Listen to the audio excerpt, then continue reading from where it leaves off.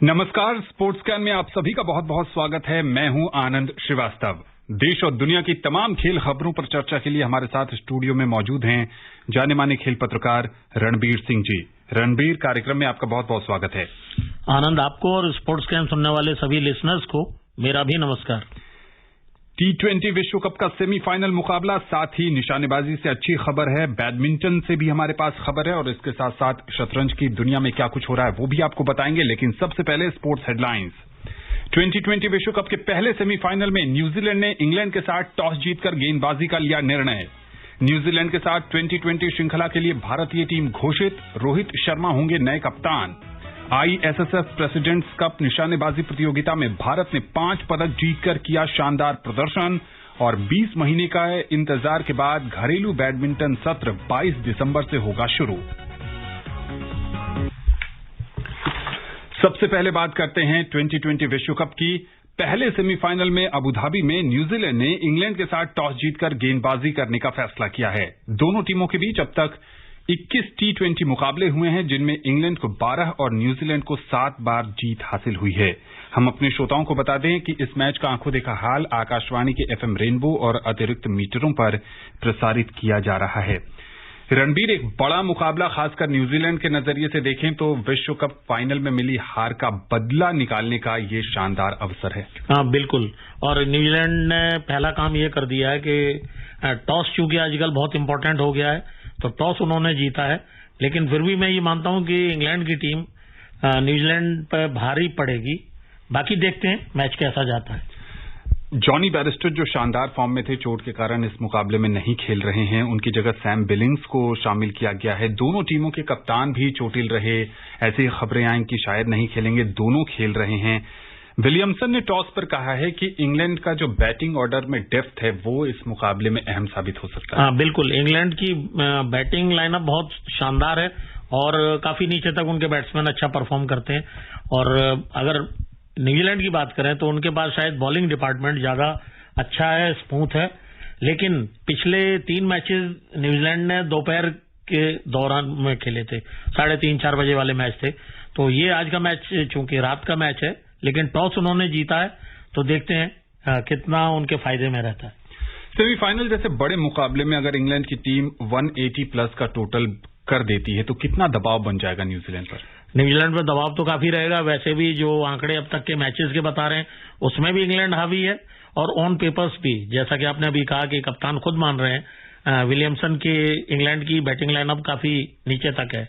लेकिन bowling New Zealand की अच्छी है तो देखते हैं किस तरह का मुकाबला रहता है गेंद और बल्ले के बीच में। न्यूजीलैंड की अगर मिडिल ऑर्डर की बात करें तो गप्टिल ने एक मुकाबले में शतक के आसपास का रन बनाया था, शतक से चूक गए थे। डेविन कॉनवे ने भी टुकड़ों में अच्छी बल्लेबाजी की है, लेकिन विलियमसन का फॉर्म उतना आला दर्जे का नहीं रहा है इस टूर्नामेंट में और उनका जो लोअर मिडिल ऑर्डर है वो भी टेस्ट होना बाकी है। इसीलिए मैंने कहा ना कि इनकी बॉलिंग ज्यादा अच्छी है बैटिंग के मुकाबले।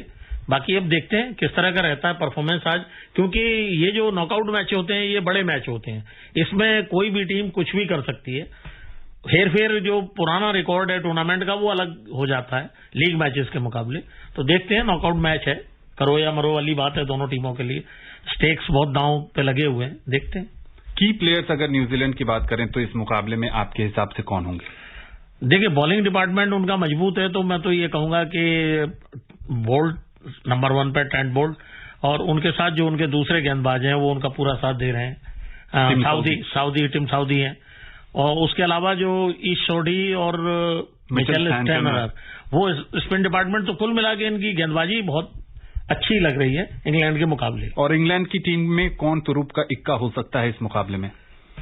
ये तो कहना मुश्किल है, लेकिन अब देखते हैं मैच किस तरह जाता है इंग्लैंड के फेवर में।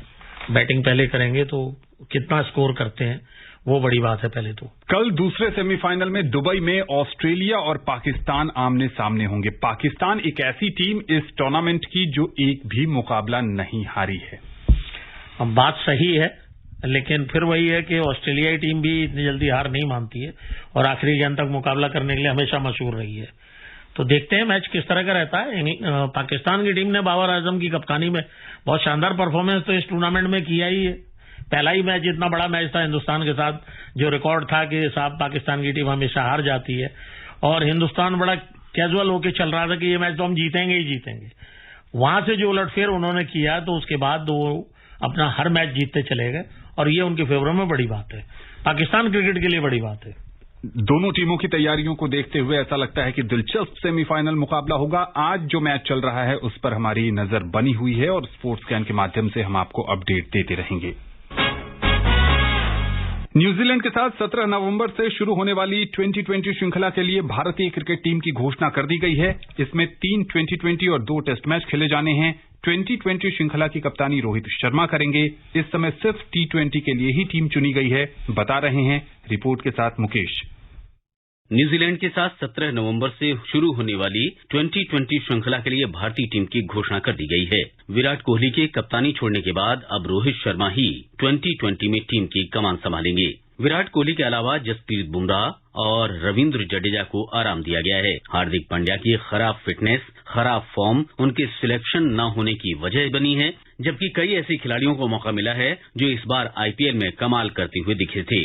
इनमें वेंकटेश अय्यर, आवेश खान, हर्षल पटेल, ऋतुराज गायकवाड़ जैसे नाम शामिल हैं, जबकि चोट के बाद श्रेयस अय्यर और युजवेंद्र चहल की भी टीम में वापसी हुई है। चयनकर्ताओं की ओर से अभी टेस्ट श्रृंखला के लिए टीम का ऐलान नहीं किया गया है। तीसरे 2020 मैच तक टेस्ट टीम का भी ऐलान हो जाएगा।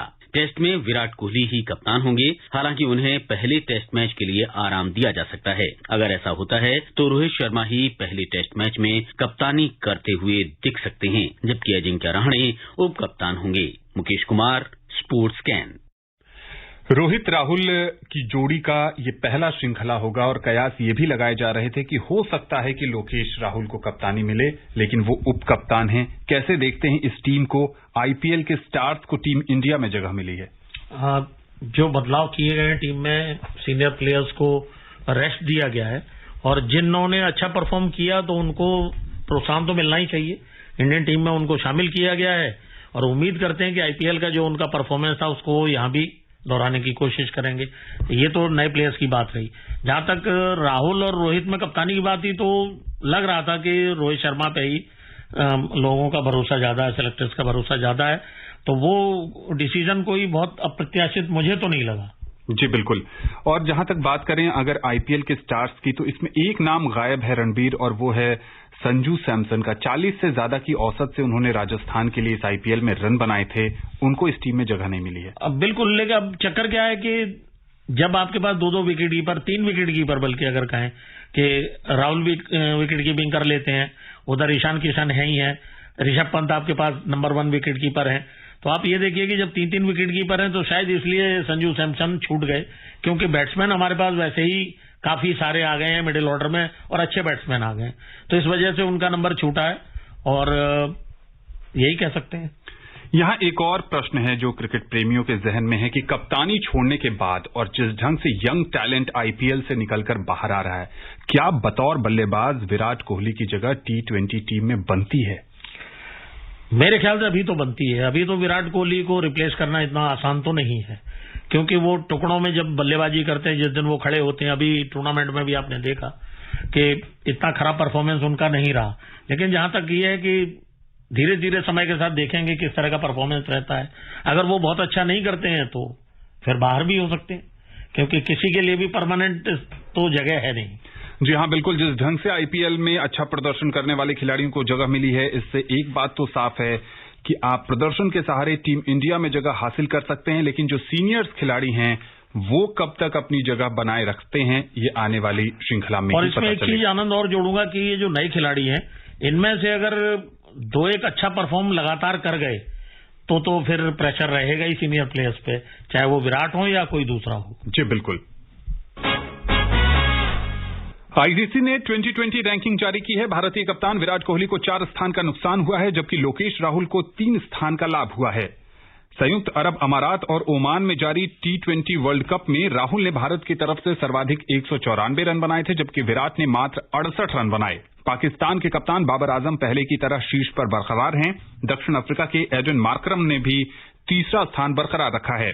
गेंदबाजी में श्रीलंका के वानिंदु हसरंगा शीर्ष पर हैं। ऑस्ट्रेलिया के एडम जैम्पा और जोस हेजलवुड ने लंबी छलांग लगाई है। जैम्पा 1 स्थान के फायदे के साथ 5वें नंबर पर पहुंच गए हैं, वहीं हेजलवुड 11 स्थानों की छलांग के साथ 8वें नंबर पर आ गए हैं। शीर्ष 10 खिलाड़ियों की सूची में एक भी भारतीय खिलाड़ी शामिल नहीं है। एएफसी एशियाई कप से पहले भारतीय महिला फुटबॉल टीम 25 नवंबर को ब्राजील के साथ मैच खेलेगी। दुनिया की 57वें नंबर की भारतीय टीम को ब्राजील के अलावा 37वें नंबर की टीम चिली और 56वें नंबर की वेनेजुएला के साथ भी मैच खेलना है। विश्व कप 2007 की उप विजेता और 2004 और 2008 के ओलंपिक रजत पदक विजेता ब्राजील दुनिया की 7वें नंबर की टीम है। उसकी अगुवाई मार्ता वियरा डी सिल्वा करेंगी। एशिया कप अगले साल 20 जनवरी से 6 फरवरी के बीच मुंबई और पुणे में खेला जाएगा। इंडिया वर्सेस ब्राजील पुरुष फुटबॉल में तो बहुत दूर की बात है, लेकिन महिला फुटबॉल में भी ये एक ऐतिहासिक मैच होगा। बिल्कुल, और भारतीय महिला फुटबॉलर्स के लिए एक यादगार मैच तो रहेगा, हिस्ट्री क्रिएट होगी और उनको बहुत बड़ा तजुर्बा भी मिलेगा और भरोसा ये होगा कि हम ब्राजील जैसी बड़ी टीम के सामने खेल के आए। बेशक वो मैच जीतें या बराबरी पर रहे, ब्राजील की बात कर रहा हूं, लेकिन भारतीय टीम जैसा भी खेलेगी वो कुछ ना कुछ गेन करेगी वहां से, ये तो बात है। चिली के साथ भी हमें खेलना है और वेनेजुएला के साथ भी खेलना है। ये जो तैयारियों के लिहाज से बड़ी टीमों के साथ एक्सपोजर जो देने की बात है, इससे कितना लाभ होगा? काफी लाभ होगा। हिंदुस्तान की जो महिलाएं हैं वो आसपास की कंट्रीज के साथ तो खेलती रहती हैं, लेकिन सार्क टूर्नामेंट या और दूसरे जो टूर्नामेंट्स हैं, लेकिन इन बड़ी टीमों के साथ जब वो खेलेंगे तो उनको भरोसा भी होगा और बहुत सारी चीजें वो समझने की कोशिश भी करेंगी कि बड़े देश जो फुटबॉल में बहुत आगे हैं, महिला फुटबॉल में, वो किस तरह की अप्रोच रखते हैं। फिटनेस की जहां तक बात है उसमें तो दूसरी टीमें हमसे अव्वल हैं, ये तो तय है। लेकिन रणबीर, यहाँ एक बड़ा सवाल ये है कि जैसे पुरुष फुटबॉल को भारत में लोकप्रिय बनाने के लिए और टैलेंट्स को प्लेटफॉर्म देने के लिए आईएसएल की शुरुआत हुई, लेकिन अब भी बहुत खेलों में दिलचस्पी रखने वाले जो हमारे श्रोता हैं वो भी नहीं जानते होंगे कि भारतीय महिला फुटबॉल टीम की कप्तान कौन है, 11 प्लेयर कौन है। ऐसे में उस फुटबॉल को, महिला फुटबॉल को खासकर भारत में एक ऊंचे मकाम तक ले जाने के लिए क्या कुछ करने की जरूरत है, आपको क्या लगता है? देखो, मैं आनंद कहूंगा कि सबसे बड़ी बात ये होती है कि जो हमारा सरकारी गवर्नमेंट ओन जो टेलीविजन मेन जो है डीडी स्पोर्ट्स पता नहीं कहां के पुराने मैचेस को रिपीट मारता रहता है। मेरी समझ में नहीं आता, हफ्ते में जब भी मैच खोलो वही मैच चल रहा है, उसमें ऐसा क्या है? तो ये जो मैचेस होते हैं और इतने बड़े मैचेस हैं, इनको कम से कम दूरदर्शन जो है लाइव दिखाने की कोशिश करे। जब लोग देखेंगे तब लोग समझेंगे। जैसे महिला क्रिकेटर्स की बात करें, महिला क्रिकेट को उतना चांस नहीं मिलता था, जब वो डीडी पे दिखाया जाने लगा तब लोगों को नाम पता चले। अब टीम के 11 न तो 5-6 खिलाड़ियों के नाम बता सकते हैं क्रिकेट में जी। और जैसा आपने फुटबॉल में कहा, तो फुटबॉल दिखाई नहीं देता, सुनाई नहीं देता, उसकी खबर को भी अखबार भी उतना नहीं लेते हैं। जी हाँ, बिल्कुल उम्मीद करते हैं कि आने वाले समय में महिला फुटबॉल को बेहतर प्लेटफॉर्म मिलेगा और ये जो मुकाबला ब्राजील, चिली और वेनेजुएला के साथ है, हम वहां शानदार प्रदर्शन कर एशिया कप की तैयारी को पुख्ता करेंगे। पोलैंड के रोकलेव शहर में संपन्न हुई आईएसएसएफ प्रेसिडेंट्स कप निशानेबाजी प्रतियोगिता में भारतीय निशानेबाजों ने 5 पदक सहित शानदार प्रदर्शन किया है। इसमें 2 स्वर्ण, 2 रजत और 1 कांस्य पदक शामिल है। प्रतियोगिता के अंतिम दिन कल भारत की पिस्टल निशानेबाज मनु भाकर ने 10 metre air pistol mix team और 25 metre rapid fire pistol mix team स्पर्धा में स्वर्ण पदक जीता। आईएसएसएफ ने मिक्स टीम स्पर्धाओं में अलग अलग देशों के खिलाड़ियों की टीम बनाई थी। एशियाई खेलों की चैंपियन राही सरनोबत ने 25 मीटर पिस्टल व्यक्तिगत स्पर्धा में रजत पदक हासिल किया। इससे पहले सौरभ चौधरी ने 10 मीटर एयर पिस्टल की व्यक्तिगत स्पर्धा में रजत पदक और इसी स्पर्धा में अभिषेक वर्मा ने कांस्य पदक जीता था। ओलंपिक की नाकामी के बाद इस तरह के टूर्नामेंट में जो खिलाड़ियों का प्रदर्शन है, कैसे देखते हैं? चूंकि निशानेबाजी को आप बहुत लंबे समय से कवर करते रहे हैं। देखो, एक तो इस टूर्नामेंट की खास बात ये रही कि इसमें उन्होंने प्लेयर्स जो टीम का होता है, मिक्स टीम का, उसमें उस कंट्री के प्लेयर्स को ना रख के थोड़ा सा और पॉपुलर करने के हिसाब से दूसरे देशों के खिलाड़ियों के साथ टीमें बनाई। वरना मनु भाकर और सौरभ चौधरी जब से इंटरनेशनल सीन पे आए हैं, मैक्सिमम ये gold medal mix team event का 10 मीटर का यही दोनों जीतते रहे थे। इस बार चूंकि चेंज किया गया, अलग था, लेकिन मनु भाकर ने दिखाया कि उनमें वही दम है और उसी तरह का परफॉर्मेंस वो दे सकती हैं जो उन्होंने दिखाया। जहां तक राही सरनोबत की बात है, एशियन गेम्स की चैंपियन है पिछले बार की, और राही सरनोबत का जो मैच था उसमें रियो ओलंपिक्स की चैंपियन ग्रीस की एना कोराकाकी और इस बार जो टोक्यो ओलंपिक्स हुए उसकी ब्रॉन्ज मेडलिस्ट भी उस टीम में थी। परफॉर्म कर रही थी, जहां पर उनका सिल्वर मेडल रहा रईस सरनोबत का। और मनु भाकर ने भी उसमें, क्योंकि ये इंडिविजुअल मैच था, तो इसमें मनु भाकर ने भी पार्टिसिपेट किया और 8 में से 6वां स्थान था। तो मनु भाकर का कुल मिला के परफॉर्मेंस उसी तरह का रहा। ओलंपिक में जो डिप कर गए उसकी वजह मुझे जहां तक लगता है कि वो प्रेशर जो ओलंपिक का है ना, उसको हैंडल करने के लिए मैं बार बार कहता हूं कि जब एनआरआई इतना पैसा खर्च कर रही है तो एक मनोचिकित्सक जरूर टीम के साथ लगाना बहुत जरूरी है। जी हाँ, बिल्कुल। शानदार खिलाड़ी होना एक अलग बात है, लेकिन सबसे बड़े मंच पर अपने आप को संयमित रहकर प्रदर्शन करना और पदक जीतना एक दूसरी बात है। उम्मीद करते हैं कि पेरिस ओलंपिक में भारतीय खिलाड़ी पिछले अनुभवों से सीखकर देश के लिए ज्यादा से ज्यादा पदक जीतेंगे। घरेलू बैडमिंटन सीजन शुरू होने के लिए 20 महीने का इंतजार खत्म हो गया है, क्योंकि भारतीय बैडमिंटन खिलाड़ी अगले महीने एक के बाद एक होने वाले सीनियर रैंकिंग लेवल 3 टूर्नामेंट के साथ एक्शन में नजर आएंगे। सीजन 16 से 22 दिसंबर तक चेन्नई में होने वाले पहले टूर्नामेंट के साथ शुरू होगा और फिर इसके बाद 24 से 30 दिसंबर तक हैदराबाद में एक और लेवल 3 टूर्नामेंट आयोजित किया जाएगा। दोनों आयोजनों में 10-10 लाख रुपए की पुरस्कार राशि रखी गई है और ये भारतीय बैडमिंटन संघ के नए घरेलू फॉर्मेट का हिस्सा है। नया घरेलू फॉर्मेट को 2019 में मंजूरी दी गई थी, लेकिन कोरोना महामारी के कारण ये अब तक शुरू नहीं हो पाया है।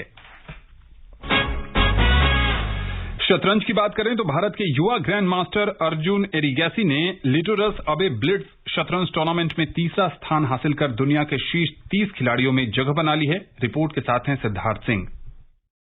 भारत के युवा ग्रैंड मास्टर अर्जुन एरिगैसी ने लिटोरस अबे ब्लिट्ज शतरंज टूर्नामेंट में तीसरा स्थान हासिल किया। 18 वर्षीय अर्जुन ने अच्छी शुरुआत करते हुए पहली 9 बाजियां जीती। उन्होंने 107.2 ब्लिट्ज रेटिंग अंक हासिल किए, जिससे वो 2730 ELO रेटिंग अंकों के साथ दुनिया के शीर्ष 30 खिलाड़ियों में पहुंच गए। अर्जुन ने पहली 10 बाजियों में 9.5 अंक हासिल किए। इस बीच लेवोन आरोनियन, डेविड हावेल और रऊफ मामदेव जैसे खिलाड़ियों पर 2-0 से जीत दर्ज की और अमेरिका के फैबियानो कारुआना को भी हराया। अंतिम दौर में यूक्रेन के किरिल शेवचेंको ने अर्जुन को 2-0 से हरा दिया। उन्होंने आखिर में कारुआना के समान 13.5 अंक हासिल किए। उन्होंने 18 बाजियों में से 13 जीती, 1 ड्रॉ खेली और आखिरी 4 हारी। शेवचेंको ने 14 अंकों के साथ खिताब जीता। भारत के अन्य खिलाड़ियों में निहाल सरीन 17वें, बी अतिबान 30वें और के शशि किरण 50वें स्थान पर रहे। Siddharth Singh, sports can.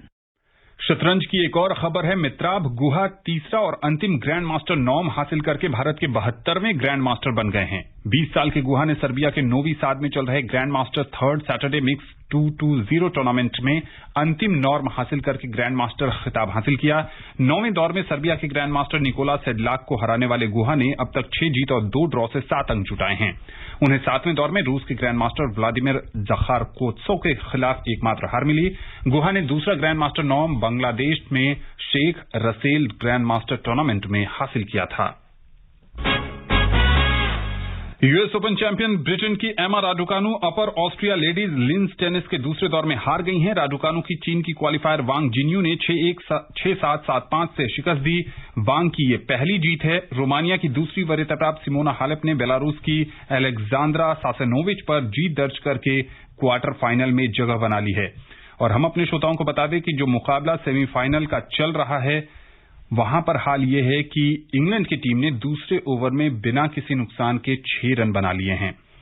तो रणबीर जी, जैसा हम चर्चा कर रहे थे कि इंग्लैंड की शुरुआत धीमी है और जॉस बटलर जो बहुत ही फ्लाइंग स्टार्ट के लिए जाने जाते हैं, वो आज नहीं कर पाए। मैंने कहा ना कि न्यूजीलैंड का जो बॉलिंग अटैक है वो बहुत संतुलित है और इंग्लैंड को दिक्कत देगा। तो अभी शुरुआत है, दूसरा ही ओवर है, लेकिन जिस तरह से बहुत धीमी शुरुआत है वो ये बता रही है कि स्टार्ट कम से कम न्यूजीलैंड को अच्छा मिला है। स्टार्ट न्यूजीलैंड को अच्छा मिला। आपकी फेवरेट टीम कौन है आज की? देखिए, फेवरेट टीम तो क्या कहूंगा, लेकिन ये है कि मैच तो इंग्लैंड के फेवर में जाने की उम्मीद मुझे लग रही है कि आखिरी तक वो मानते नहीं है, लेकिन मन कह रहा है कि न्यूजीलैंड को मैच जीतना चाहिए। देखना दिलचस्प होगा कि कौन सी टीम जीतती है और खिताबी मुकाबले में जगह बनाती है। रणबीर जी, स्पोर्ट्स कैन से जुड़ने के लिए और विशेषज्ञ राय साझा करने के लिए आपका बहुत बहुत शुक्रिया। स्पोर्ट्स कैन का आज का अंक यहीं समाप्त होता है। पूरी टीम को दीजिए अनुमति, कल आपसे होगी फिर मुलाकात। तब तक के लिए नमस्कार।